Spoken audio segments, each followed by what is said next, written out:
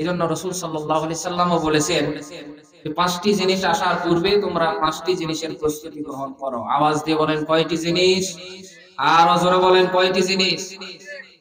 আল্লাহর নবী বিশ্ব নবী বলেন পাঁচটি জিনিস আসার পূর্বে তোমরা পাঁচটি জিনিসকে মূল্যায়ন করো। আল্লাহর নবী এক নম্বরে বলেন শাবাবাকা ক্বাবলা হারামিক, বার্ধক্য আসার পূর্বে তোমাকে যে যৌবন দেওয়া হয়েছে, যৌবনের একটা শক্তি দেওয়া হয়েছে, এটাকে তুমি মূল্যায়ন করো। কারণ এই যে যৌবনের শক্তি আল্লাহ রাব্বুল আলামিন আপনাকে আমাকে সবাইকে দিয়েছে নির্ধারিত একটা সময় যখন আসবে যৌবনের শক্তি আর থাকবে না। 40 যখন পার হয়ে যাবে আস্তে আস্তে করে সমস্ত কিছু কমা শুরু করে দিবে। চোখের পাওয়ার, ব্রেনের পাওয়ার, হাতের শক্তি, পায়ের শক্তি সবকিছু আস্তে আস্তে করে কমা শুরু হয়ে যাবে। এজন্য আল্লাহ রাসূল বলেন বার্ধক্য আসার পূর্বে তোমাকে যে যৌবন দেওয়া হয়েছে যৌবনের তুমি গুরুত্ব দাও। কারণ যৌবন বয়সের ইবাদত আমার আল্লাহ তাআলার কাছে অনেক পছন্দনীয়। কারণ একজন যুবক ব্যক্তি যে ইবাদত করে আল্লাহ রাব্বুল আলামিন এটাকে অত্যন্ত পছন্দ করেন। কারণ বার্ধক্যে আসলে মানুষ তো আর গুনাহ করার কোনো শক্তি থাকে না। বৃদ্ধ হয়ে গেলে কি আর গুনাহ করার শক্তি থাকে? তখন তো মানুষ এমনি গুনাহ করতে পারে না। আমাদের যখন থাকে চামড়া টাইট তখন করে আল্লাহর সাথে ফাইট, যখন ওই আমাদের চামড়া ঢিল তখন দিয়ে আমরা আল্লাহর সাথে মিল। ফেরেশতারা বলে আয় তুই কবরের ভিতরে খেলাবো তোর সাথে আসল কি। সম্মানিত উপস্থিতি, এই জন্য যখন আমাদের চামড়া টাইট আছে তখন ইবাদত করা লাগবে। কারণ বার্ধক্য আসলে কিন্তু সঠিকভাবে আমরা নামাজ আদায় করতে পারি না। কি কথা বলেন? কারণ আমাদের যে রুকুতে যাওয়া লাগে রুকুও ঠিক মতো করা যায় না, সেজদাও করা যায় না। কারণ মাজার ব্যথা, হাঁটুর ব্যথা, অনেক ব্যথা। তখন কই চেয়ার কোথায়? মসজিদের ভিতরে বলেন তো চেয়ার আছে না নাই? সম্মানিত উপস্থিতি, এই জন্য যৌবন বয়সের ইবাদত আল্লাহ তাআলার কাছে অত্যন্ত পছন্দনীয়। আর এই যৌবন বয়স যখন মানুষ সরকারকে দেয়, সরকারি কোন চাকরি করে, বার্ধক্য যখন আসে 55 বছর 60 বছর যখন হয়ে যায়, যখন বার্ধক্য চলে আসে তখন তাকে রিটায়ার্ড করে দেওয়া হয়। রিটায়ার্ড করার পরও কিন্তু ওই ব্যক্তি পেনশন পায়, টাকা পায়, বেতন পায়। কেন পায়? সরকার বলে তুমি তোমার যৌবন বয়স গুরুত্বপূর্ণ সময়টা তুমি আমাকে দিয়েছো, যার কারণে আজকে তুমি বার্ধক্যে এসেছো, বৃদ্ধ হয়ে গেছো। গুরুত্বপূর্ণ যৌবন কাল আমাকে দেওয়ার কারণে আমি তোমাকে এই বার্ধক্য বয়সে চলার জন্য পেনশনের ব্যবস্থা করে দিলাম। ঠিক তেমনি আল্লাহ রাব্বুল আলামিনের কাছে এই যৌবন বয়স পছন্দনীয়।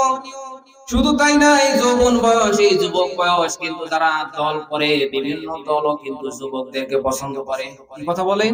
পছন্দ করে না? বিভিন্ন দলের যে ক্যাডার বাহিনী তারা কিন্তু যুবকদেরকেই বানায়। কারণ বিভিন্ন আন্দোলন, বিভিন্ন সংগঠন করতে হলে যুবকদের দরকার হয়, যুবকদের প্রয়োজন হয়। এই যুবকদেরকে ভুলভাল বুঝে ইসলামের পথ থেকে, ইসলামের দল থেকে রাম আর বাম এরা বিভিন্ন দলে নিয়ে গিয়ে ভুলভাল বুঝে তারা বিতর্ক সৃষ্টি করে যুবকদের দ্বারা। এই কথা বললেন না কেন? সম্মানিত উপস্থিতি, এই জন্য আল্লাহ রাব্বুল আলামিন রাসূল সাল্লাল্লাহু আলাইহি সাল্লাম বলেন বার্ধক্য আসার পূর্বে তোমাকে যে যৌবন দেওয়া হয়েছে যৌবনের গুরুত্ব দাও। 2 নম্বরে রাসূল সাল্লাল্লাহু আলাইহি সাল্লাম বলেন ওয়াসিহাতাকা ক্বাবলা সাকামিক, অসুস্থতা আসার পূর্বে তোমাকে যে সুস্থতা দেওয়া হয়েছে এটাকে গুরুত্ব দাও। আমার ভাষা কি আপনারা বুঝতেছেন? 1 নম্বরে আল্লাহর নবী কি বললেন? বার্ধক্য আসার পূর্বে যৌবনকে গুরুত্ব দাও। কারণ যৌবনকে যারা গুরুত্ব দিবে তারা তো দুনিয়া তো সফল কাম। কারণ বৃদ্ধ বয়সে তো দুনিয়ারও কোনো কাজ করা যাবে না, আখিরাতেরও ভালো কাজ করা যাবে না। এজন্য 2 নম্বরে আল্লাহর নবী বলেন অসুস্থতা আসার পূর্বে তুমি যে সময় সুস্থ আছো ওই সময়কে গুরুত্ব দাও। বেশি বেশি নেক আমল করো, ভালো আমল করো, দুনিয়ার কাজ করো, আখিরাতেরও কাজ করো। 3 নম্বরে আল্লাহর নবী বলেন ওয়াকিনাকা ক্বাবলা ফাকরিক, আল্লাহ রাসূল 3 নম্বরে বলেন দরিদ্রতা আসার পূর্বে আমি আল্লাহ পাক তোমাকে যে সচ্ছলতার সময় আল্লাহ রাব্বুল আলামিন দিয়েছেন, দরিদ্রতা আসার পূর্বে সচ্ছল যে সময় আল্লাহ পাক দিয়েছেন এটাকে তুমি মূল্যায়ন করো। এখন তুমি সচ্ছল আছো, অর্থ আছে, এখান থেকে তুমি দান করো, দান সদকা করো, ভালো ভালো কাজ করো, এখান থেকে কিছু সঞ্চয় করো। এজন্য আল্লাহর নবী বলেন দরিদ্রতা আসার পূর্বে সচ্ছলতাকে মূল্যায়ন করো। 4 নম্বরে আল্লাহর নবী বিশ্ব নবী বলেন ওয়াফারাকা ক্বাবলা শুগুলুক, ব্যস্ততা আসার পূর্বে তোমাকে যে অবসর সময় দেওয়া হয়েছে, যে অবসর সময় পাও এটাকে তুমি গুরুত্ব দাও। ব্যস্ত হওয়ার আগে যে সময় তুমি অবসর আছো এই সময়কে কি করো? গুরুত্ব দাও। দুনিয়ার কাজ থাকলে করো, অথবা অবসর আছো তখন তুমি একটু বেশি বেশি আল্লাহ তাআলার ইবাদত করো। এমন একটা সময় হয়তো আসবে যে সময় তুমি ব্যস্ত হয়ে পড়ার কারণে ইবাদতও করতে পারবে না, দুনিয়ার কাজও তোমার করা কঠিন হয়ে যাবে। এইজন্য একটা কথা আছে, সময়ের 1 ফোঁর অসময়ের 10 ফোঁর। এইজন্য সময়ের কাজ যদি সময়ে করা হয় সেই কাজটা কি হয়? সহজ হয়। এইজন্য আল্লাহর নবী বিশ্ব নবী বলেছেন যে ব্যস্ততা আসার পূর্বে তোমাকে যে অবসর সময় দেওয়া হয়েছে এই সময়কে তুমি গুরুত্ব দাও। 5 নম্বরে আল্লাহর নবী বিশ্ব নবী শেষ কথা যেটা বলেছেন, ওয়া হায়াতিকা ক্বাবলা মাউতিক। আল্লাহ নবী বিশ্ব নবী বলেন মৃত্যু আসার পূর্বে তোমাকে যে নির্ধারিত হায়াত দেওয়া হয়েছে, হায়াতের যে পুঁজি দেওয়া হয়েছে, হায়াতকে তুমি গুরুত্ব দাও, মূল্যায়ন করো। বলেন তো গুরুত্ব দেওয়ার দরকার আছে না নাই? আর একটু জোরে বলেন। সম্মানিত উপস্থিতি, আল্লাহর নবী বলেন মৃত্যু আসার পূর্বে তোমাকে যে নির্ধারিত হায়াত দেওয়া হয়েছে, হায়াতের পুঁজি দেওয়া হয়েছে, এটাকে তুমি গুরুত্ব দাও। কারণ মৃত্যু যখন মানুষের কাছে আসবে, নির্ধারিত সময় আসবে, বিন্দু মাত্র দেরি করবে না। মৃত্যু থেকে যতই তোমরা বাঁচতে চাও, মৃত্যু তোমাদের সাথে অবশ্যই অবশ্যই মোলাকাত করবেই করবে।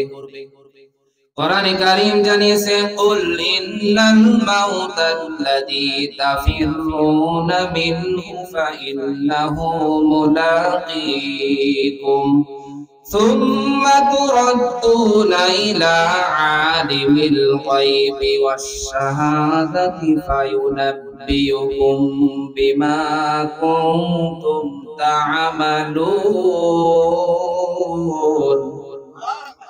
28 নম্বর বানান 13 নম্বর পৃষ্ঠা সূরা জুমআ 8 নম্বর আয়াত। এটা আল্লাহ পাক জানিয়েছেন যে নবী আপনি বলুন, জানিয়ে দেন তোমরা যে মৃত্যু থেকে পলায়ন করো, মৃত্যু থেকে বেঁচে থাকতে চাও, এই মৃত্যু থেকে তোমরা কেউ বাঁচতে পারবে না। মৃত্যু তোমাদের সাথে নির্ধারিত সময়ে মোলাকাত করবে। এই মরণ থেকে বাঁচার জন্য কেউ যদি আকাশে যায়, কেউ যদি চাঁদের দেশে যায়, কেউ যদি পানির ভিতরে গিয়ে অবস্থান নাই, যেখানেই যাক না কেন সুদীর্ঘ সুদৃঢ় বানিয়ে সেখানে যদি অবস্থান করতে চায়, এরপরও নির্ধারিত সময়ে তার কাছে মৃত্যু উপস্থিত হয়ে যাবে। সম্মানিত উপস্থিতি, মাইকেল জ্যাকসন নামে একজন গায়ক ছিল, নাম শুনছেন আপনারা? তিনি কিন্তু মাত্র 40-42 বছর বয়সে ইন্তিকাল করেছিলেন। অথচ তার জন্য চেকআপ করার জন্য সব সময় অনেকগুলো ডাক্তার ছিল, 5টা-7টা চিকিৎসক সব সময় তিনি রিজার্ভ করে রেখেছিলেন। প্রতিদিন তার শরীরগুলো চেকআপ করতেন যাতে করে তাড়াতাড়ি মৃত্যুবরণ না হয়। অথচ মাইকেল জ্যাকসন স্টেজের ভিতরে গান বলতে বলতে ওখানে মারা গেছে মাত্র 40-42 বা কিছু কম বেশি বয়সে। তার মানে কি বুঝলেন? মৃত্যু থেকে আপনি যতই বাঁচতে চান না কেন, মৃত্যু থেকে আপনি বাঁচতে পারবেন না। নির্ধারিত সময় যখন আসবে এই মৃত্যু, তখন অবশ্যই আপনার সাথে মোলাকাত করবেই করবে। আজকে দেখেন এই ওয়াজের স্টেজে, ওয়াজের ময়দানে মাগরিবের পরে জানাজার নামাজ হলো, এই মানুষটা কিন্তু দুপুরের আগে ওই জমিনের ভিতরে জীবিত ছিল। কি কথা বলেন? কখন মারা গেছে? 2টার দিকে মারা গেছে। তার মানে এর আগে তিনি জীবিত ছিল। সম্মানিত উপস্থিতি, তিনি মারা গেলেন। এখন হয়তো আমরা এখানে ময়দানে বসে আছি, অনেক জায়গায় গতবার একটা প্রোগ্রামে আলোচনা হচ্ছে আর স্টেজের ভিতরে কিছু মানুষ বসা রয়েছে, ওখানে হঠাৎ করে একজন মানুষ স্ট্রোক করে স্টেজের ভিতরে ওখানে মারা গেছে, স্টেজেই মারা গেছে। সম্মানিত উপস্থিতি, অনেক ইতিহাস আছে, অনেক আলোচক, অনেক বক্তা স্টেজের ভিতরে বয়ান করতে করতে স্টেজের উপরেই মারা গেছে। এরকম ঘটনা আছে, ইউটিউবে সার্চ দিলে আপনারা দেখতে পাবেন। তার মানে বক্তা বলেন, শ্রোতা বলেন, যে কেউ বলেন না কেন, মৃত্যু যখন আসবে নির্ধারিত সময়ে মৃত্যু কিন্তু আপনার আমার সাথে মোলাকাত করবে, অবশ্যই হবে। মৃত্যু থেকে বাঁচতে পারবেন? জোরে বলেন। সম্মানিত উপস্থিতি, কেউ আমরা মৃত্যু থেকে বাঁচতে পারবো না। এই যে গত সপ্তাহে আমার প্রোগ্রাম ছিল বরিশাল, কুষ্টিয়া। বরিশালে যাওয়ার পরে আমার একমাত্র ফুফা গত শুক্রবারে, মানে গতকাল যে শুক্রবার ছিল তার আগের শুক্রবার ছিলাম বরিশাল। হঠাৎ করে ফোন, একমাত্র ফুফা ইন্তিকাল করেছে। আসি প্রায় 9-10 ঘন্টার পর। ফুফার অনেক ইচ্ছা ছিল আমি যেন জানাজা করি, কিন্তু ওখান থেকে এসে রাতের মাহফিল, ওখান থেকে এসে জানাজা ধরাও প্রায় অসম্ভব, এই জন্য আসতে পারি নাই। পরের দিন আবার কুষ্টিয়া মাহফিল ছিল। শুক্রবারে ফুফা মারা গেল, শনিবার রবিবার বিকালে আমার বড় আম্মা মারা গেছে। সোমবার মাঝখানে বাদ, মঙ্গলবারে যে বড় আম্মা মারা গেল, এই বড় আব্বা জীবিত ছিল, মাঝখানে একদিন পরে সেই বড় আব্বাও মারা গেল। তার মানে 6 দিনের ভিতরে আমার পরিবারের 3 জন মানুষ মারা গেছে। আমার যে কবরস্থান রয়েছে ওখানে গেলে দেখবেন একবারে 3টা নতুন কবর। এই কথা এই জন্যই বললাম যে আমাদের অনেক আত্মীয় স্বজন পিতামাতা আমাদের মাঝ থেকে এরকম ভাবে বিদায় নিয়ে চলে যাচ্ছে, কথা বলে ঠিক কিনা? এরপর আমাদের অন্তরের ভিতরে কতটুকু নাড়া দিচ্ছে, আমরা কতটুকু মৃত্যুর জন্য প্রস্তুতি গ্রহণ করতেছি। রাসূল সাল্লাল্লাহু আলাইহি সাল্লাম বলেন, সবচাইতে বুদ্ধিমান ওই ব্যক্তি যে ব্যক্তি দুনিয়ার ভিতরে থাকতে মৃত্যু আসার আগে মৃত্যু পরবর্তী জীবনের জন্য প্রস্তুতি গ্রহণ করে। আমাদের চোখে কে বুদ্ধিমান? যার টাকা বেশি, যে দুনিয়ার ভিতরে বেশি জমি কিনে, জায়গা কিনে, বেশি সম্পদ করে, বড় বাড়ি করে, ভালো নারী, বড় গাড়ি চড়ে ঘোরে। আমরা মনে করি যাক ওই ব্যক্তির অনেক বুদ্ধি আছে, অনেক কিছু দুনিয়াতে করছে। কিন্তু রাসূল সাল্লাল্লাহু আলাইহি সাল্লাম বলেন না, আমি রাসূলের দৃষ্টিতে ওই ব্যক্তি সবচাইতে বুদ্ধিমান যে ব্যক্তি মৃত্যু আসার পূর্বে মৃত্যু পরবর্তী জীবনের জন্য প্রস্তুতি গ্রহণ করে। সম্মানিত উপস্থিতি, মৃত্যু আমাদের অবধারিত। তবে আমরা এখানে যতগুলো মানুষ আছি, বলেন তো আমরা কেউ জানি নাকি যে আমাদের কখন মৃত্যু হবে? বলেন আমরা কেউ জানি কি? বলেন আমরা কিন্তু কেউ জানি না কখন আমাদের মরণ হবে। তবে এটা আমরা বিশ্বাস করি যে মরণ হবে, তবে আমাদের অন্তর বলে সবাই মরবে, আমিও মরবো। তবে আমাদের নিজের বেলায় আমরা মনে করি যে আমরা অনেক দিন পরে মরবো। আমার তো মনে হয় এরকম, অনেক কিছু করা লাগবে, মেলা দিন পরে মরবো। মরার চ্যাপ্টার রাখছি, তবে এটা কি বইয়ের একদম শেষ পৃষ্ঠায় রাখছি মরার চ্যাপ্টার। সম্মানিত উপস্থিতি, এটাই বাস্তব। আমি যেখানে আগে জুমা পড়াতাম, ওখানে একজন মুসল্লির বয়স প্রায় 55-60 বছরের কাছাকাছি। একদিন বলছে, হুজুর আমার মন বলে যে আমি কমপক্ষে 100 বছর বাঁচবো। কত বছর? ওনার মন বলে 100 বছর বাঁচবে। উনি প্রকাশ করেছে, কিন্তু উনি প্রকাশ করছে, আমরা করি না, এটাই পার্থক্য। আমারও মন বলে আমি আরো অনেক দিন বাঁচবো, অনেক কিছু করা লাগবে। মৃত্যুকে আমরা অনেক দূরে রাখতে চাই, অথচ নির্ধারিত সময়ে মৃত্যু আমাদের কাছে চলে আসবে। তখন আমরা বাঁচার জন্য সবাই আকুতি করবো, আল্লাহ আমাকে কিছু সময় দাও। কোরআনে কারীম জানিয়েছে, ফায়াকুল রাব্বি লাউলা আখখারতানি ইলা আজালিন করিব। সূরা আল্লাহু আকবার 28 নম্বর পারা 14 নম্বর পৃষ্ঠা সূরা মুনাফিকুনের ভিতরে আল্লাহ পাক জানিয়েছেন, হে নবী আপনি জানাই দেন মৃত্যু যখন আসবে, মৃত্যু আসার পরে সবাই বলবে আল্লাহ আমাকে আর কিছু সময় অবকাশ দাও হোক, কিছু সময় দুনিয়ার ভিতরে রাখা হোক, কিছু সময় দুনিয়ার ভিতরে আমাকে হায়াত দিয়ে দেওয়া হোক, যাতে করে আমি ভালো ভালো আমল করতে পারি, দান সদকা করতে পারি, নেক কাজের আঞ্জাম দিতে পারি। বলেন তো সময় দেওয়া হবে কি? জোরে বলেন। সবাই কিন্তু এই কথা বলবে, আফসোস করবে, আল্লাহ কিছু সময় দাও হোক। আপনিও বলবেন, আমিও বলবো, সবাই বলবে, কিন্তু কাউকে সময় দেওয়া হবে না। সম্মানিত উপস্থিতি, এই জন্য রাসূল সাল্লাল্লাহু আলাইহি সাল্লাম 5 নম্বরে বলেছেন, মৃত্যু আসার পূর্বে মৃত্যু পরবর্তী জীবনের জন্য তোমরা প্রস্তুতি গ্রহণ করো। জন্য নবীও বলেছেন, মৃত্যু আসার পূর্বে আল্লাহ পাক তোমাকে যে নির্ধারিত হায়াত দিয়েছে, এই হায়াতকে তুমি গুরুত্ব দাও। আল্লাহ পাক যেন রাসূল সাল্লাল্লাহু আলাইহি সাল্লামের সোনার জবান দ্বারা বর্ণিত এই 5টি কাজ আসার পূর্বে 5টি কাজ আমাদের সকলকে করার তৌফিক দান করেন। সবাই বলেন আমিন, আরো জোরে বলেন আমিন। সম্মানিত উপস্থিতি, এখানে যতক্ষণ আলোচনা হবে সবাই মনোযোগের সাথে শুনবেন ইনশাআল্লাহ। আমি একটু সুন্দর পরিবেশ করার চেষ্টা করতেছি। কিছু মানুষ আসলেই প্রধান বক্তা চলে আসবে, আপনাদের অত্যন্ত পরিচিত মানুষ, আল্লাহ হযরত হাফেজ মাওলানা মোহাম্মদ আব্দুর রহমান হুজুর। তিনি অনেকবার কিন্তু দুবলাটি মাদ্রাসার এবারও মনে আসছিল, তাই না? তিনি অত্যন্ত পরিচিত মুখ, অত্যন্ত ভালো মানুষ, ভালো মনের মানুষ, ভালো আলেম, এবং আলোচনাও করেন অত্যন্ত সুন্দর। আল্লাহ পাক তিনাকে কণ্ঠ দিয়েছেন। তিনি যখন একটা প্রাণ মারে তখন কিন্তু গিয়ে কলিজায় লাগে, কথা বলেন ঠিক কিনা? এই জন্য আপনারা তার আলোচনা প্রাণ ভরে শুনবেন। তবে তিনি আসার আগে আমি আপনাদের সামনে অল্প কিছু আলোচনা করবো। আমি যখন আসতেছিলাম তখন দেখলাম আমার সম্মানিত বড় ভাই মাসুম বিন ওমর ভাই আলোচনা করতেছিলেন, মেয়েদের ব্যাপারে কিছু কথা বলতেছিলেন। আগে কিছু কি বলেছেন আমার শোনার সৌভাগ্য হয় না, যেহেতু আমি দুবলাটি মাদ্রাসায় ছিলাম।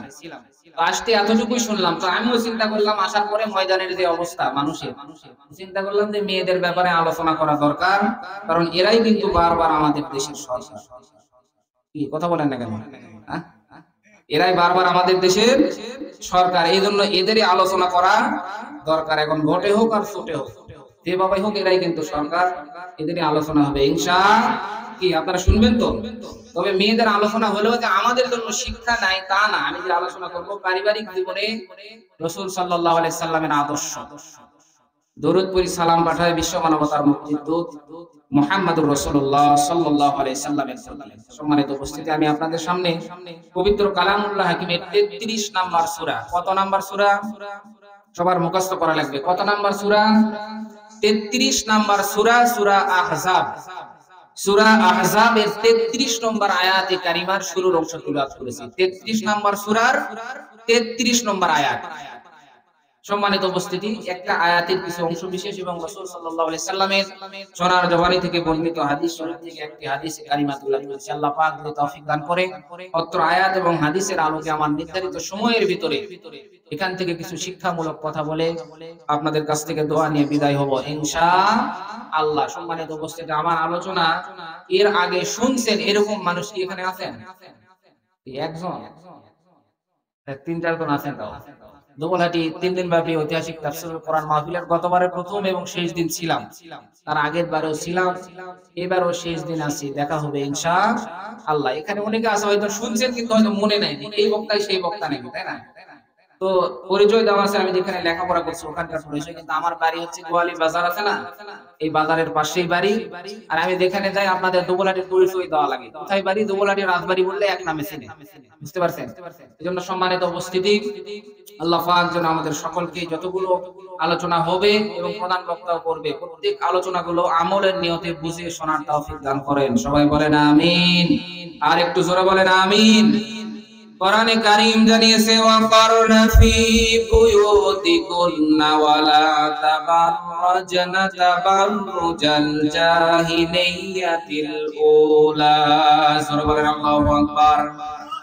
22 নম্বর পারার 1 নম্বর পৃষ্ঠা সূরা আহজাব 33 নম্বর আয়াতের শুরুর অংশে আছে আল্লাহ পাক বলেন, ওহে নারীরা, তোমরা নিজ নিজ গৃহে অবস্থান করবে। প্রাচীন জাহেলি যুগের নারীদের মতো নিজেদের রূপ সৌন্দর্য প্রদর্শন করে তোমরা বাইরে যেও না। বলেন তো নির্দেশটা কার? আরো জোরে, আরো জোরে। আল্লাহ পাক জানিয়েছেন, ওহে নারীরা, তোমরা নিজ নিজ গৃহে অবস্থান করো। আল্লাহ রাব্বুল আলামিন নারীদের জন্য আবাসস্থল এবং কর্মস্থল করে দিয়েছেন তাদের ঘর। আল্লাহ পাক তাদেরকে নিজ নিজ ঘরের ভিতরে অবস্থান করার জন্য বলেছেন। এখন বলতে পারেন, হুজুর তাহলে কি নারীদের কাজ নেই? অবশ্যই আল্লাহ রাব্বুল আলামিন নারীদের কাজ দিয়েছেন, তবে নারীদের কর্মস্থল হচ্ছে তাদের ঘর। নারীদের কর্মস্থল কোথায় বলেন? বলেন তো, ঘরের ভিতরে কাজ আছে না নেই? ঘরের ভিতরেও কাজ আছে, বাইরেও আছে। ঘরের কাজ করার জন্য নারী আর বাইরের কাজ করার জন্য পুরুষ। আল্লাহ পাক এইভাবে এই দুনিয়াটাকে সৃষ্টি করেছেন। সম্মানিত উপস্থিতি, ঘরের ভিতরে অনেক কাজ আছে। রান্না বান্না করা, ঘর পরিষ্কার করা, সন্তান সন্ততি প্রতিপালন করা, এরকম নিয়ে অনেক কাজ রয়েছে। দেখা যায় যে একজন পুরুষের চাইতে একজন নারীকে কিন্তু কম কাজ করা লাগে না। সব সময় কিন্তু নারীদেরকে ঘরের ভিতরে বিভিন্ন কাজের ভিতরে ব্যস্ত থাকা লাগে। সম্মানিত উপস্থিতি, আর এই নারীদেরকে আল্লাহ রাব্বুল আলামিন তাদের ঘরেই কাজ দিয়েছেন, কিন্তু এই নারীরা কিন্তু এখন ঘরে নেই। নারীরা কোথায়? রাস্তায় বাইর হন, বাজারে যান, মার্কেটে যান, হাটে যান, ঘাটে যান, যেখানেই যান সেখানেই কিন্তু নারী আর নারী। কথা বলেন না কেন? জোরে বলেন। শহরে বাজারে দেখো নারীদের ঢল, পর্দা ছাড়া তারা করে ঝলমল, অন্যকে তার দিকে আশেক বানায়। দেশটা আজ ধ্বংস নারীর বেপরদায়, চারিদিকে একই আওয়াজ, হায় হায় হায়। কথা বলেন। সম্মানিত মা বোনেরা, আমি আপনাদেরকে ছোট করার জন্য বলছি না, কারণ ইসলাম আপনাদেরকে দাম দিয়েছে, মান দিয়েছে। ইসলাম কিন্তু বলে নাই যে কোনো পুরুষের পায়ের নিচে জান্নাত। আল্লাহ রাসূল সাল্লাল্লাহু আলাইহি সাল্লাম ঘোষণা দিয়েছেন, নারী জাতি মা, আর এই মায়ের পায়ের নিচে আল্লাহ রাব্বুল আলামিন পুরুষদের জন্য, ছেলের জন্য জান্নাত রেখেছে। সুবহানাল্লাহ বলবেন না? সম্মানিত মা বোনেরা, আপনারা কোথায় ছিলেন? কারণ ইসলাম আসার পূর্বে আপনাদের তো কোনো দাম ছিল না, কোনো মান ছিল না। আপনাদেরকে ভোগের সামগ্রী মনে করা হতো। কারণ কন্যা সন্তান হলে জীবিত কন্যা সন্তানকে দাফন করা হতো, মাটির ভিতরে পুঁতে রাখা হতো জীবিত কন্যা সন্তানদেরকে। সম্মানিত উপস্থিতি, এই কন্যা সন্তানদেরকে বোঝা মনে করা হতো, জীবিত মাটির তলে পুঁতে রাখা হতো। এই কন্যা সন্তানদেরকে আল্লাহ রাব্বুল আলামিন কত উচ্চতে দাম দিলেন। রাসূল সাল্লাল্লাহু আলাইহি সাল্লাম কোথায় থেকে কোথায় নিয়ে আসলেন? রাসূল সাল্লাল্লাহু আলাইহি সাল্লাম ঘোষণা করেছেন, মায়ের পায়ের নিচে সন্তানের জন্য বেহেশত রাখা হয়েছে। সুবহানাল্লাহ বলেন। সম্মানিত মা বোনেরা, ইসলাম আপনাদেরকে দাম দিয়েছে। ইসলাম আপনাদেরকে মান দিয়েছে, ইসলাম আপনাদেরকে সম্মান দিয়েছে। ইসলাম না বোঝার কারণে অনেক মানুষ বলে যে না, ইসলামের কারণে নারীদের সম্মান দাম কমে গেছে। অনেক মানুষ বলে যে ইসলাম নারীদেরকে বন্দী করে। ইসলাম নারীদেরকে বন্দী করবে কেন? ইসলামই তো নারীদেরকে স্বাধীনতা দিয়েছে। ইসলাম না বোঝার কারণে, না জানার কারণে মা বোনরা বা নারীরা একটু মন খারাপ করে। কোন সম্পদ, পিতামাতার কোন সম্পদে মেয়েদের হক ছিল না, অধিকার ছিল না। ইসলাম আসার পরে নারীদেরকে ওই অন্ধকার থেকে উঠিয়ে নিয়ে এসে পায়ের তলে জান্নাতের ঘোষণা দিয়ে শেষ করা হয় নাই। সন্তানের জন্য যেমন করে ছেলে সন্তানের জন্য পিতার সম্পদের হক রয়েছে, ঠিক তেমন করে আল্লাহ রাব্বুল আলামিন পিতার সম্পদের ভিতরে মেয়েদেরও হকের ব্যবস্থা করে দিয়েছে। বলেন সুবহানাল্লাহ। সম্মানিত উপস্থিতি, তবে অনেকে বলে হুজুর তাহলে তো মেয়েদের অর্ধেক দেওয়া হলো কেন? কারণ এই মেয়েদের তো কোনো খরচ নাই। কি খরচ আছে নাকি? এই মেয়েরা বিয়ের আগে পর্যন্ত বাপের কাছে থাকে, পিতার কাছে থাকে। যতদিন পর্যন্ত বিবাহ না হয় ততদিন পর্যন্ত তার দেখাশোনা করা, তার পোশাক আশাক সব কিছুর দায়িত্ব কিন্তু থাকে তার পিতার। এরপরে ওই মেয়ে যখন বিবাহ হয়ে যায়, এরপরে ওই মেয়ের যতগুলো দায়িত্ব, সব দায়িত্ব চলে যায় তার স্বামীর কাছে। এরপরে স্বামীর অবর্তমানে তার যদি কোনো ছেলে থাকে তাদের কাছে যায়। সম্মানিত উপস্থিতি, এরপরে আল্লাহ রাব্বুল আলামিন পিতার কাছে অর্ধেক দিয়েছে। তো কি হয়েছে? একজন মেয়ে কিন্তু পিতার কাছে থেকে পায়, স্বামীর কাছে থেকে পায়, অনেক জায়গা থেকে পায়। সবগুলো দিলে দেখা যায় যে মেয়েদেরই বেশি হয়। কি কথা বলেন না কেন? ইসলাম আপনাদেরকে সম্মান দিয়েছে, ইসলাম আপনাদেরকে দাম দিয়েছে। এই জন্য আল্লাহ রাব্বুল আলামিন আপনাদেরকে ঘোষণা দিয়েছেন আপনাদের যেটা কর্মস্থল সেটা হচ্ছে আপনাদের ঘর। ঘরের ভিতরে আপনাদের কাজ করা লাগবে। তাহলে কি বাইরে যাওয়া যাবে না? এখন বলতে পারেন তাহলে কি ঘরের ভিতরে থাকবে সব সময়? বাইরে যখন দরকার লাগে, বিভিন্ন দরকারে প্রয়োজনে যেতে হয়, তাহলে কি যাবে না? আল্লাহ পাক বলেন অবশ্যই যাবেন। তবে ওয়ালা তাবাররুজনা তাবাররুজাল জাহিলিয়াতিল উলা। সুবহানাল্লাহু আকবার। তবে জাহিলি যুগের নারীদের মতো রূপ সৌন্দর্য প্রদর্শন করে বেপরদা হয়ে বাইরে যাওয়া যাবে না। বলেন তো নির্দেশটা কার? তুমি যখন বাইরে যাবে, ডাক্তারের কাছে যাবে বা বিভিন্ন প্রয়োজনে যখন বাইরে বাইর হবে, তখন বেপরদা হয়ে বাইরে যাওয়া যাবে না। বাইরে যাওয়া যে যাবে না তা না, বাইরে যাও তবে পর্দার সাথে পর্দা মেইনটেইন করে তুমি বাইরে যাও। বেপরদা হয়ে জাহিলি যুগের নারীদের মতো রূপ সৌন্দর্য প্রদর্শন করে তুমি যেও না। এই যে তাবাররুজ শব্দের ব্যাখ্যায় তাফসীরে খাজেন মুফাসসির তাবাররুজ শব্দের তিনটা ব্যাখ্যা দিয়েছেন। এক নম্বর ব্যাখ্যা হচ্ছে নারীরা যখন রাস্তায় বাইর হয়, যখন রাস্তাঘাটে যায়, বিভিন্ন জায়গায় বাজারে যায়, মার্কেটে যায়, তখন তাদের সাজ সজ্জা বেড়ে যায়। কি কথা বলেন না কেন? বাড়িতে থাকে তখন কিন্তু সাজে না। আমরা লিপস্টিক, সোনো, আলতা, ফিতা এগুলো কিনে দিয়ে মরি, আর এরা সাজে রাস্তাঘাটে বাইর হয়, আর এগুলো দেখে কিন্তু মজা মারে রাস্তার ভ্যান চালক আর দোকানদারেরা। আর কথা বলেন না কেন? আমরা কিনে দিয়ে আমাদের জন্য সাজে না। সম্মানিত মা বোনেরা, আপনারা যারা আছেন, হযরতে খাদিজা রাদিয়াল্লাহু তাআলা আনহা আল্লাহর নবী বাড়িতে আসার পূর্বে তিনি আল্লাহর নবীর জন্য সেজে পরিপাটি হয়ে রেডি হয়ে থাকতেন, যাতে করে আল্লাহর নবী আসার পরে আমাকে দেখার পরে যাতে করে সারা দিনের ক্লান্তি দূর হয়ে যায়, আনন্দ পায়। রাসূল সাল্লাল্লাহু আলাইহি সাল্লামকে প্রশ্ন করা হয়েছিল, ইয়া রাসূলুল্লাহ, আহমদ শরীফের 9587 নম্বর হাদিস। রাসূলকে প্রশ্ন করা হলো, ইয়া রাসূলুল্লাহ, আপনি বলেন তো কোন নারী উত্তম? আল্লাহর নবী সাল্লাল্লাহু আলাইহি সাল্লাম বলেন, যাকে দেখলে স্বামী আনন্দ পায়, স্বামী যাকে আদেশ করলে স্বামীর আনুগত্য করে, স্বামীর অবর্তমানে যে নারী পর্দার ভিতরে থাকে ওই নারী উত্তম। সুবহানাল্লাহ বলবেন না? তার মানে যাকে দেখলে স্বামী আনন্দ পায়, আপনাকে এমন ভাবে থাকা লাগবে স্বামী বাড়িতে আসলে যাতে করে আপনাকে দেখার পরে সারা দিনের ক্লান্তি দূর হয়ে যায়, আপনার কথা শোনার পরে যাতে করে সারা দিনের ক্লান্তি দূর হয়। অথচ বাড়িতে যাওয়ার পরে এমন কিছু কথা বলে যে কথা শোনার পরে কিন্তু মেজাজ 200 ডিগ্রি হয়ে যায়। আর কথা বললেন না কেন? কোথায় গেছিলেন, এটা লাগবে, এই লাগবে, এটা হলো না, কি করেছেন, এটা কেন হলো, এত কথা বলে। কারণ একজন পুরুষ বাইরে কিন্তু অনেক মানুষের সাথে কথা বলা লাগে, চলাফেরা করা লাগে, অনেক রাগারাগি হয়, অনেক কিছু মেনটেন করে বাড়িতে আসে। প্রিয় মা বোনেরা, আপনাদের কিছু যদি বলা থাকে বলেন, তবে আপনার স্বামী যখন বাড়িতে এসেছে সাথে সাথে বলার দরকার নেই। আপনি তাকে একটু ঠান্ডা পানি দেন, তাকে একটু বাতাস করেন, তার কাছে একটু যান, তার কাছে গিয়ে একটু সময় দেন, এরপরে আপনি তাকে ঠান্ডা হওয়ার পরে বলেন। কিন্তু না, আমরা করি ডাইরেক্ট অ্যাকশন। স্ত্রীরাও ডাইরেক্ট অ্যাকশন শুরু করে, স্বামীরাও কিন্তু ডাইরেক্ট অ্যাকশন শুরু করে। আর কথা বললেন না কেন? এমন মারামারি শুরু হয়ে যায়, মারামারি করতে করতে দেখা যায় যে একবারে রাগারাগি করে তালাক দিছে, এক তালাক, দুই তালাক, দুই তিন তালাক, 14 গোষ্ঠী তালাক। এখন দেওয়ার পরে আমাদের মতো হুজুরের কাছে আসে, হুজুর কি হুজুর সত্যি কথা, মনের থেকে তালাক দিইনি হুজুর, রাগ করে তালাক দিয়েছেন। বলেন তো মানুষকে রাগ করে তালাক দেয় না তো ভালোবাসা তালাক দেয়? আরে কথা বলেন না কেন? কেউ কি কয় বউ আই লাভ ইউ টু, আমি তো ভালোবাসি না, তো তালাক, এই কথা কি বলছে নাকি? মানুষ তো রাগ করেই তালাক দেয়। বলেন তো রাগ করে কেউ যদি বিষ খায় ওই মরবে না মরবে না? রাগ করে বিষ খেলেও কাজ করবে, হাসতে হাসতে বিষ খেলেও। সম্মানিত উপস্থিতি, এই জন্য না, আপনার স্বামী যখন বাড়িতে আসবে তখন তার কাছে একটু যান, যতই কাজের ব্যস্ততা থাক তার কাছে একটু 2 মিনিট 5 মিনিট 10 মিনিট একটু সময় দেন।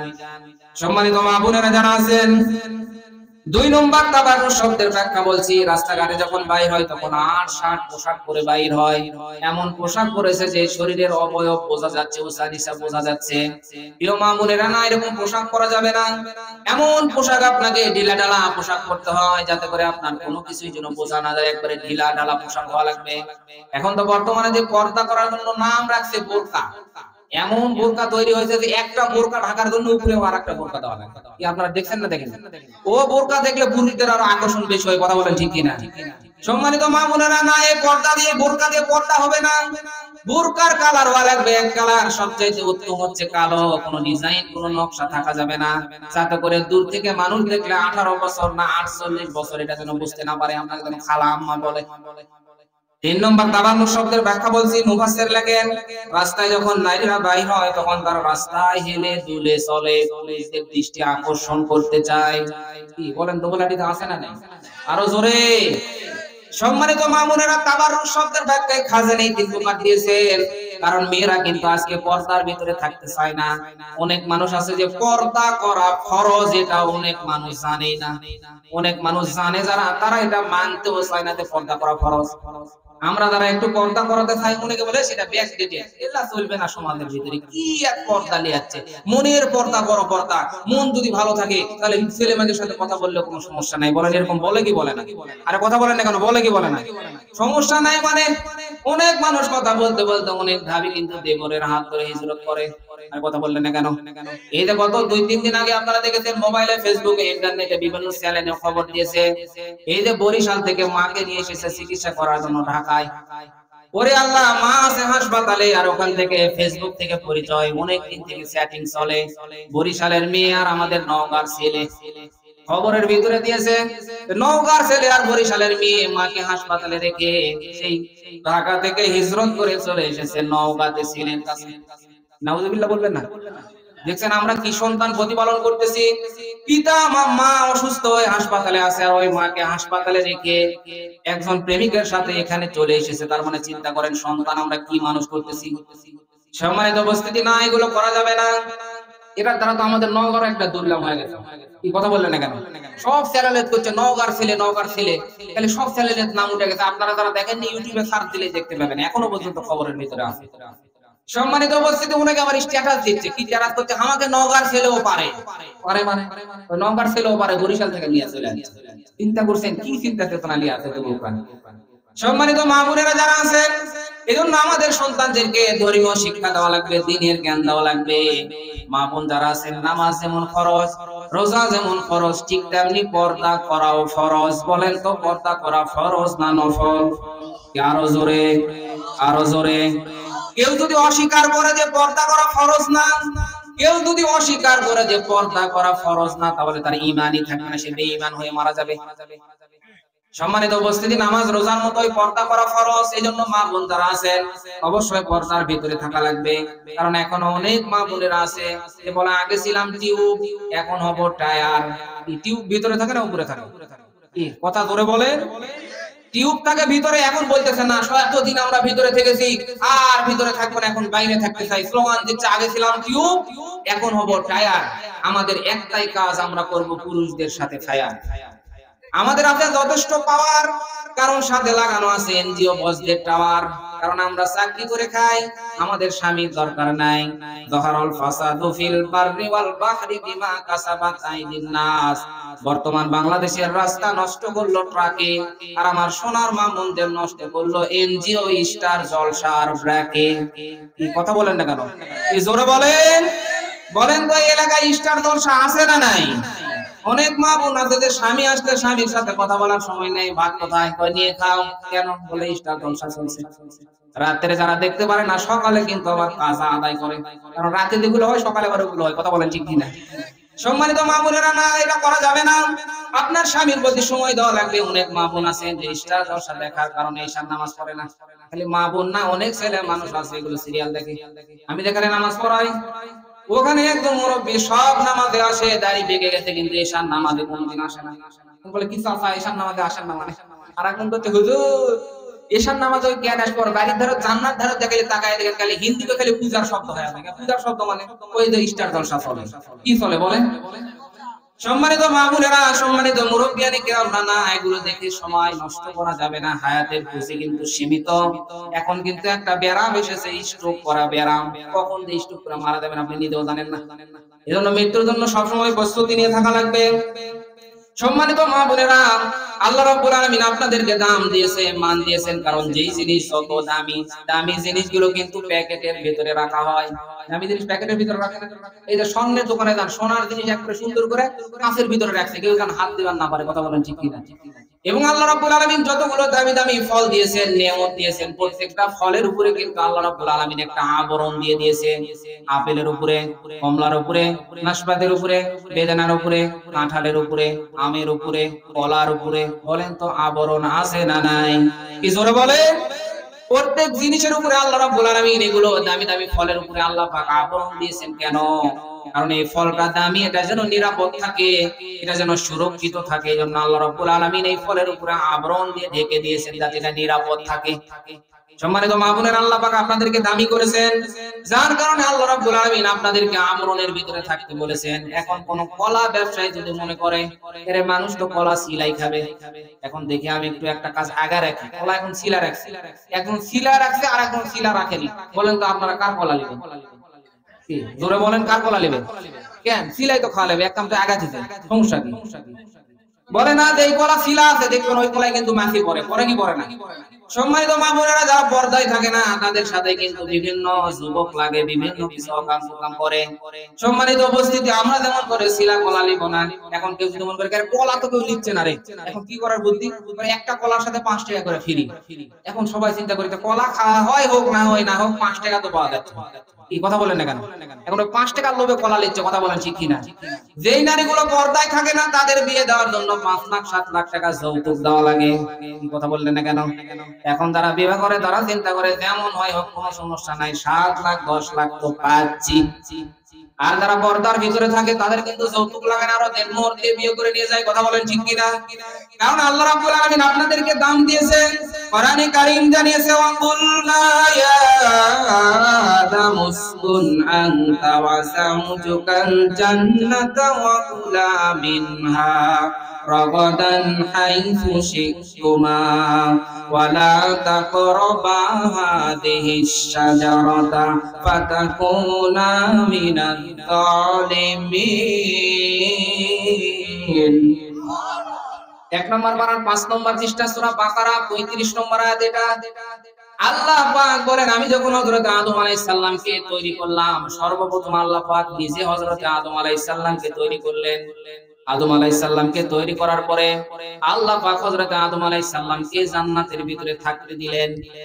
অনেক লম্বা ঘটনা। আল্লাহ রাব্বুল আলামিন হযরত আদম আলাইহিস সালামকে জান্নাতের ভিতরে দিয়েছে। জান্নাতের এত নাজ নিয়ামত, এত সুখ, এত কিছু এই জান্নাতের ভিতরে আছে। এরপরে হযরত আদম আলাইহিস সালামের কিছু ভালো লাগে না।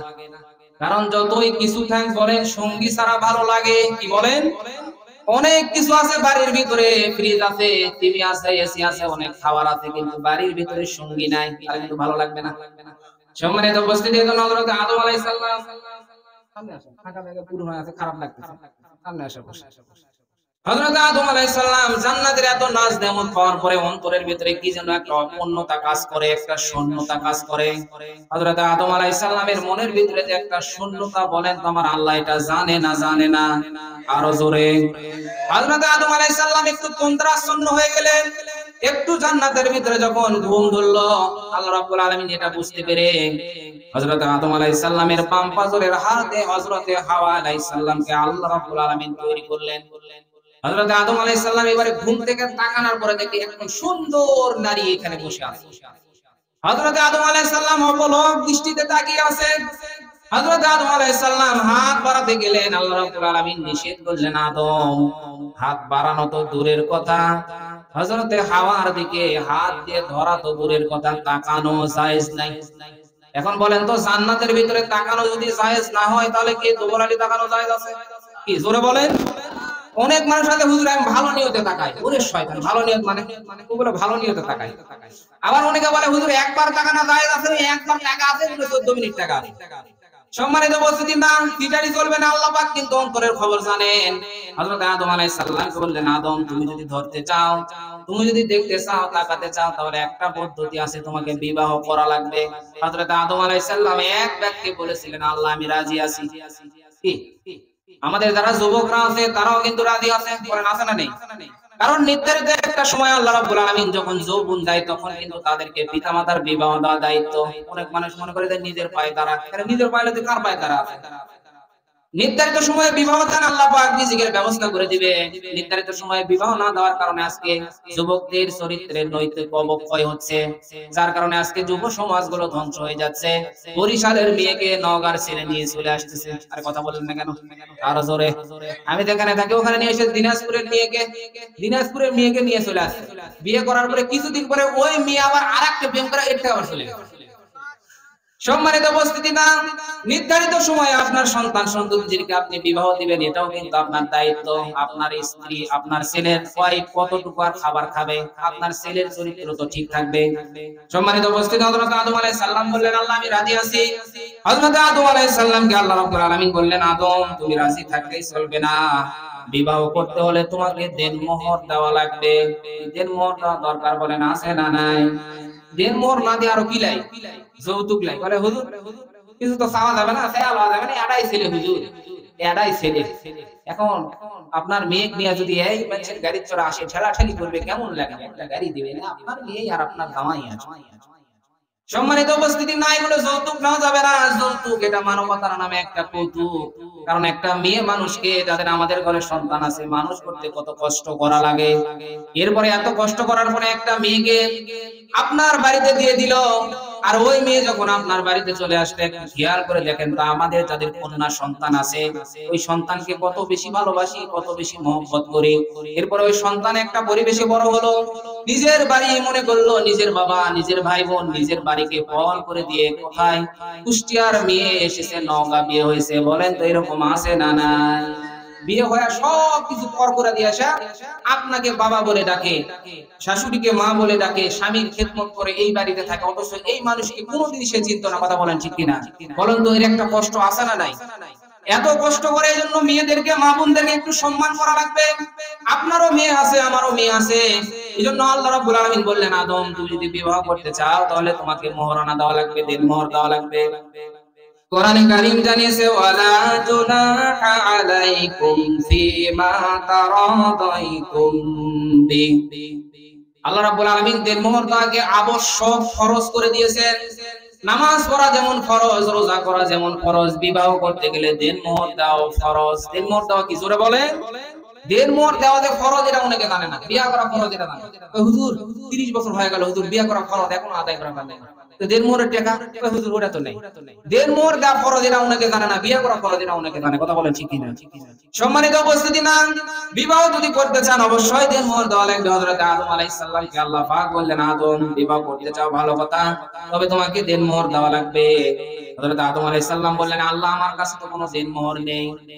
আল্লাহ রাব্বুল আলামিন বললেন, আদম আমি একটা আখিরি জামানায়, শেষ জামানায় একজন পয়গম্বর পাঠাবো, নাম হচ্ছে মুহাম্মাদুর রাসূলুল্লাহ সাল্লাল্লাহু আলাইহি সাল্লাম। তার প্রতি তুমি 10 বার দরুদ পড়ো, এটাকেই তোমাদের মোহরানা হিসাবে আমি আল্লাহ কবুল করে নিব। জোরে বলেন সুবহানাল্লাহ। এই শরীয়ত যদি এখন থাকতো তাহলে কি সহজ হতো না? তাহলে 10 বার দরুদ পড়লে বিয়া, সাল্লাল্লাহু আলাইহি ওয়াসাল্লাম, কি কথা সহজ না? তাহলে কয়টা করলেন ইনি আপনারা? হুজুর একটার জ্বালাই বাসি না, আবার বলেন কয়টা? সম্মানিত উপস্থিতি, না হযরত আদম আলাইহিস সালাম 10 বার আমাদের নবীর প্রতি দরুদ পড়লেন, আমার আল্লাহ পাক এটাকে মওলানা হিসেবে কবুল করলেন। আল্লাহ পাক এবারে আদম এবং হাওয়ার বিবাহ দিয়ে দেওয়ার পরে আল্লাহ পাক বললেন, ওয়া কুলনা ইয়া আদামু উসকুন আনতা ওয়া যাওজুকাল জান্নাতা ওয়া কুলা মিনহা। আল্লাহ রাব্বুল আলামিন বললেন, আদম যাও তুমি এবং তোমার স্ত্রী হাওয়া জান্নাতের ভিতরে চলে যাও, সেখানে তোমরা ঘোরো ফিরো, স্বাচ্ছন্দ্যে যা কিছু খেতে তোমাদের মন চায় সেটাই তোমরা আহার করো। তবে এই জান্নাতের ভিতরে আল্লাহ পাক একটা নির্দিষ্ট সীমানা দিয়ে দিলেন, ওয়ালা তাকরাবা হাদিহিস শাজারা। জান্নাতের ভিতরে আল্লাহ পাক একটা গাছ দিয়ে দিলেন, আল্লাহ পাকের নির্ধারিত সীমানা। আল্লাহ পাক বললেন, আদম তুমি যা কিছু খাও পান করো, ঘোরো ফিরো, তবে এই যে একটা বৃক্ষ, এই যে একটা গাছ, এই গাছের নিকটবর্তীও তোমরা হয়ো না, তাহলে কি হয়ে যাবে? ফাতাকুনা মিনাজ জালিমিন, তাহলে তোমরা জালেমদের অন্তর্ভুক্ত হয়ে যাবে। সম্মানিত উপস্থিতি, আল্লাহ রাব্বুল আলামিন বলেছেন, আদম তুমি যাও জান্নাতের ভিতরে, তুমি যা খাবে তোমার স্ত্রীকে তা খাওয়ানো লাগবে। আল্লাহ পাক ওয়াকুলা দিয়েছেন। কেন এতদিন পর্যন্ত তুমি একা খেয়েছিলে? বিবাহ করার আগে পর্যন্ত তোমার দায়িত্ব ছিল না, বিবাহ করার পরে যতগুলো স্ত্রীর দায়িত্ব, সব দায়িত্ব তোমাকে পালন করা লাগবে। সম্মানিত মা বোনেরা, আল্লাহ পাক আপনাদেরকে কত দাম দিয়েছে, কত মান দিয়েছে। বিবাহ হওয়ার পরে আপনার যত দায়িত্ব সবগুলো পালন করা লাগবে। আপনি যা খাবেন আপনার স্ত্রীকে তা খাওয়ানো লাগবে। এখন অনেক মানুষ আমরা আছি যে সকালবেলা বাড়ির ভিতরে পন্তা ভাত, পন্তা বোঝেন, পানির ভিতরে, ভাতের ভিতরে পানি দেওয়া, তো ওটার নাম কি? এখন ব্যাগে রাখছে পন্তা, ভালো হাট বাজার করে না। এখন সকালে চিন্তা করে দুবলাটি কখন যাবো, দুবলাটি দেয় হোস্টেলে খুব ভালো করে পুরি আর ডিম মামলেট করে খায়া দেয়, খালি ঢিবুর তুলে আলহামদুলিল্লাহ, বাড়িতে এসে দেখছি স্ত্রী পন্তা খাচ্ছে। বলেন যে এরকম মানুষ আমরা আছি না নাই? আল্লাহ পাক জানিয়েছেন না, এতদিন পর্যন্ত তুমি একা খেয়েছো, যথেষ্ট ছিল, এতদিন পর্যন্ত খেয়েছো, কিন্তু আজকে তোমার বিবাহ হয়েছে, তুমি যা খাবে তোমার স্ত্রীকে তা খাওয়ানো লাগবে। তুমি যদি হোস্টেলে গিয়ে পুরি খাওয়া, ডিম মামলেট খাও, তোমার স্ত্রীর জন্য পার্সেল নিয়ে আসা লাগবে। কি কথা বুঝছেন না বলেননি? আপনি যা খান আপনার স্ত্রীকে তা খাওয়ানো লাগবে। সম্মানিত উপস্থিতি, আপনি যেই মানের কাপড় পরেন আপনার স্ত্রীকে কিন্তু সেই মানের কাপড় পরানো লাগবে। অনেক মানুষ আছে, আমরা পরি 400 টাকা গজ, আর মেয়েদেরকে কিনে দিই 60 টাকা গজ। মেয়েদেরকে ভালো পোশাক কিনে দেওয়ার দরকার, বলেন আছে না নাই? আরো জোরে বলেন আছে না নাই? তবে আমি তো ধরা খাবো না, বুঝছেন? ধরা খাবেন আপনারা, কারণ আমার কাছে যা আছে সবকিছু হাদিয়া, বুঝছেন? এই যে টুপি, গত দিন কুষ্টিয়া বরিশালে ওয়াজ করতে দেয়, ওখানে একজন দিয়েছে হাদিয়া। এই যে রুমাল, এটাও একদম মসজিদে ছিলাম, ওখান থেকে দিয়েছে হাদিয়া। এই জুব্বাও হাদিয়া, এই জুতা পরে এসেছি, ওটাও দিয়েছে একজন হাদিয়া। তার মানে আমার কাছে যা আছে সব হাদিয়া। আসার পরে যে গরুর গোশত আর মুরগির গোশত, ফলমূল যা খাওয়ালেন, এগুলো কি আমার টাকা কিনা না হাদিয়া? আর কি জোরে বলেন না কেন? তার মানে ধরা আমি খাবো না, ধরা কিন্তু আপনারা খেয়ে বসে আনছেন। কথা বলেন ঠিক কিনা? জোরে বলেন। সম্মানিত উপস্থিতি, না স্ত্রীদেরকে মূল্যায়ন করা লাগবে। আল্লাহ পাক জানিয়েছেন, আদম তুমি এখন যা খাবে তোমার স্ত্রীকে তা খাওয়ানো লাগবে। আর মাঝে মাঝে স্ত্রীদেরকে নিয়ে ঘোরাফেরা, ঘুরতে যাওয়া, এটাও সুন্নাত।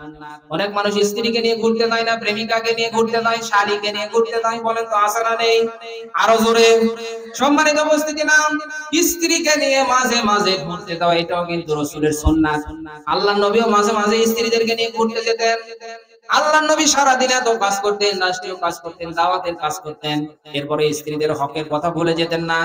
আল্লাহর নবী রাত্রি বেলা আসার পরে হযরতে আয়েশা সিদ্দিকা রাদিয়াল্লাহু তাআলা আনহাকে একদিন বলেন, আয়েশা চলো তো তুমি, আজকে আমরা দুজন একটু ঘুরতে যাব।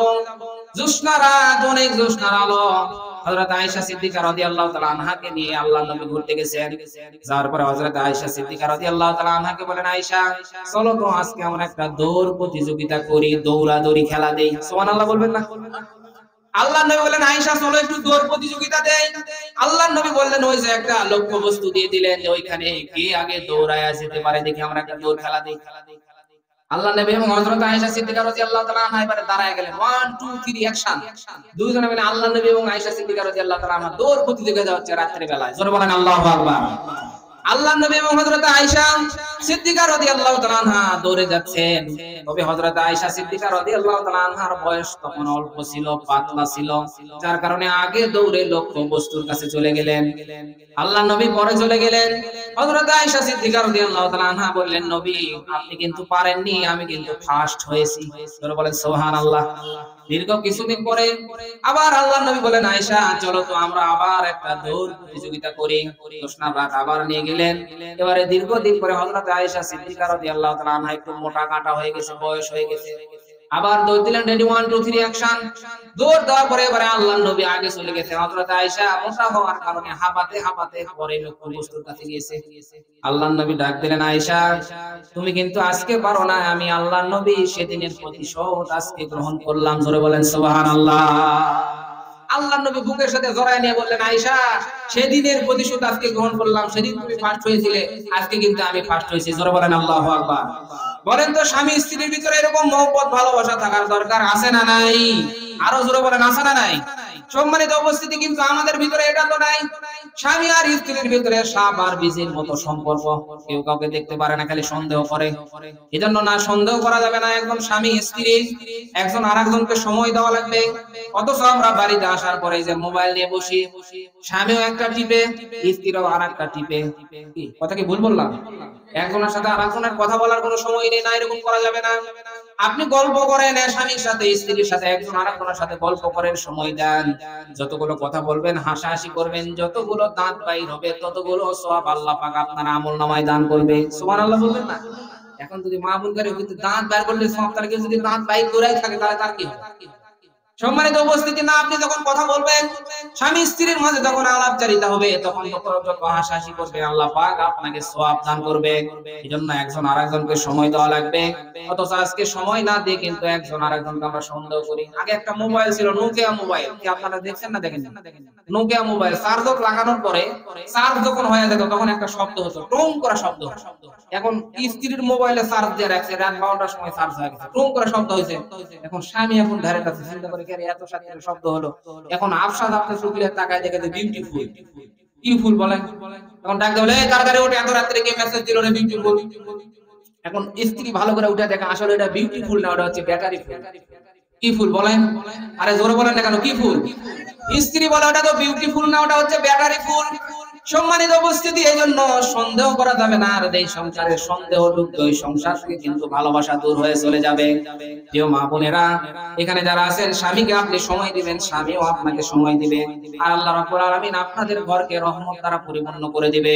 আপনার ঘরে যদি এসি না থাকে, টিভি না থাকে, ফ্রিজ না থাকে, ভালো ভালো খাবার না থাকে, আর স্বামী স্ত্রীর ভিতরে যদি মিল থাকে, মহব্বত থাকে, ভালোবাসা থাকে, তাহলে আল্লাহ রাব্বুল আলামিন পরিবারটাকে রহমত দিয়ে পরিপূর্ণ করে দিবে। আর পরিবারের ভিতরে অনেক কিছু আছে, কিন্তু স্বামী স্ত্রীর ভিতরে মিল নাই, সাপ আর বীজের মতো সম্পর্ক। বলেন আছে না নাই? আরো জোরে বলেন আছে না নাই? এক মাতব্বর সব জায়গায় বিচার করে, তাকে মন্ডল বলেন না মাতব্বর বলেন? মন্ডলী করে। এখন একজন ধরে দেয়, বলে মন্ডল সাহেব তাড়াতাড়ি চলেন, আপনার স্ত্রী তো নদীর ঝাঁপ দিছে। নদীর ঝাঁপ দিছে মানে এখন দৌড় দৌড় দৌড়ে যায়, দেখে নদীর স্রোত মনে করেন উত্তর দিকে যাচ্ছে, আর মাতব্বর দৌড় দিছে দক্ষিণ দিকে। এখন সবাই কই করে মাতব্বর মানুষের বিচার করতে করতে মাতব্বরের মাথায় নষ্ট হয়ে গেছে। স্রোত যেই দিকে যায় ওই দিকে না আপনি যাবেন, উল্টা দিকে যাবেন। বলে এটা আমাদের পার্সোনাল ব্যাপার। কি ব্যাপার বলে? এটা আমাদের পার্সোনাল ব্যাপার। মানে বলে এটা আমাদের পার্সোনাল ব্যাপার, কারণ এই স্ত্রী আমার সাথে যতদিন সংসার করেছে সারা জীবন উল্টা চলেছে। আমি ডানে যেতে বললে বামে যায়, বামে যেতে বললে ডানে যায়। আমি যদি মশারি টাঙাতে বলি ও মশারি টাঙায় না, তখন মশারি টাঙানো লাগবে না, ও মশারি টাঙিয়ে দেয়।